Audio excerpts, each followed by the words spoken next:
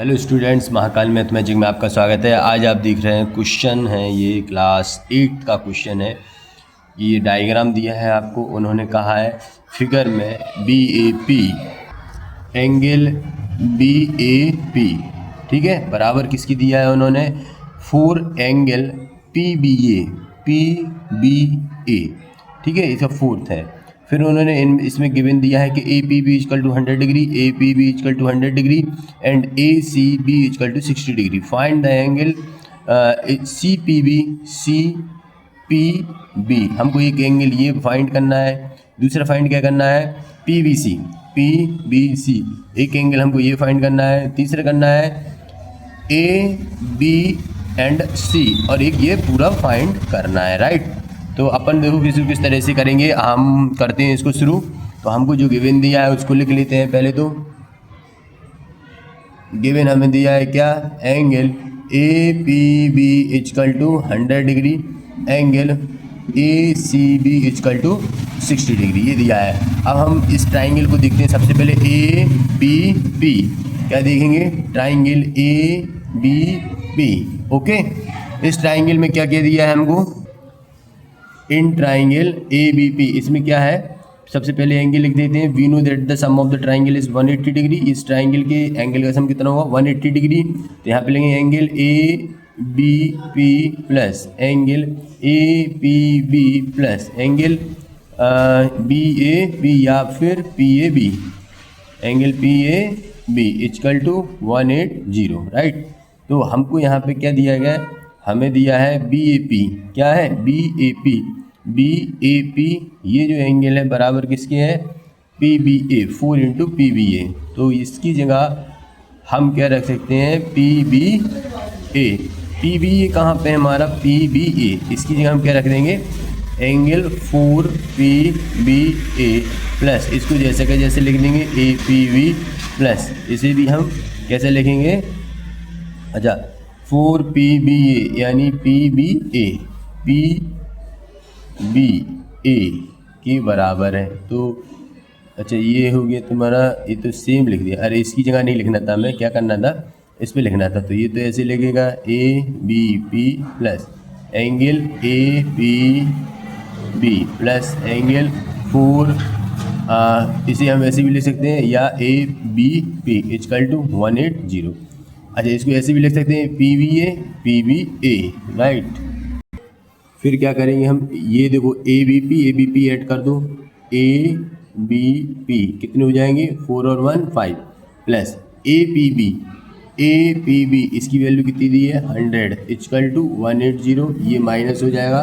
तो यहाँ पे क्या हो जाएगा angle ABP equal to 180 minus के 100, यहाँ बचेगा अपना कितना एंगल ABP इक्वल टू अपना बचेगा यहाँ पे 80 में 5 का डिवाइड कर देंगे तो अपना ये कितना आ जाएगा 60 डिग्री, यानी angle ABP equal to 60 degree. या फिर इसे इस तरह से भी लिख सकते हैं angle PBA equal to 16 degree, ठीक है।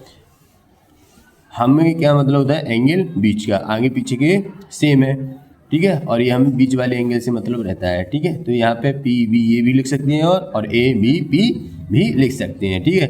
तो हमको मालूम पड़ गई है एंगल ABP की वैल्यू हमको कितनी आ गई है 16 आ गई है। अब हमें जो दिया है हम उस पर रख लेंगे, क्या दिया हमें angle BAP equal to angle 4PBA, ठीक है।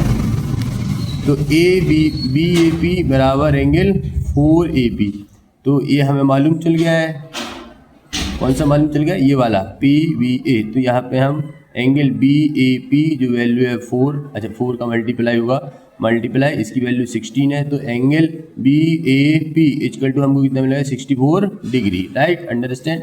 ये हमको मिल गया एंगल BAP, कौन सा मिल गया हमें 64, BAP ये वाला एंगल हमको मिल गया है 64 डिग्री। अब हम क्या करेंगे, और ये जो एंगल है ये हमें मिल गया है, कौन सा मिल गया था, हमें मिल गया है कौन ABP, हमको कौन सा एंगल मिला है ABP इक्वल टू 16 डिग्री, ये वाला एंगल हमको मिल गया है, कितना है 16 डिग्री, कितना मिल गया हमें 16 डिग्री मिल गया, राइट। अब हम क्या करेंगे, अपन को ये वाला एंगल फाइंड करना है। तो ये देखो ये कि अगर हम यहाँ पे ऐसे देख लें कि ये लीनियर लाइन बन गई है, तो ये 100 का है, तो ये अपन को फाइंड हो जाएगा। लीनियर लाइन यानी एक सीधी रेखा, और ये लीनियर पेयर बन गए। लीनियर पेयर का कितना होता है सम 180 डिग्री। तो ये वाला एंगल हमको यहाँ पे मिल जाएगा। तो अगर हम देखें इसे क्या लिख देंगे, A P C is a line, और लाइन पे बनने वाले एंगल 180 डिग्री होते हैं। तो इसे लिख सकते हैं अपन एंगल क्या लिखेंगे, A P B plus angle C P B is equal to 180। अब हमें मालूम है A P is equal to value है 100 degree plus angle C P B is equal to 180।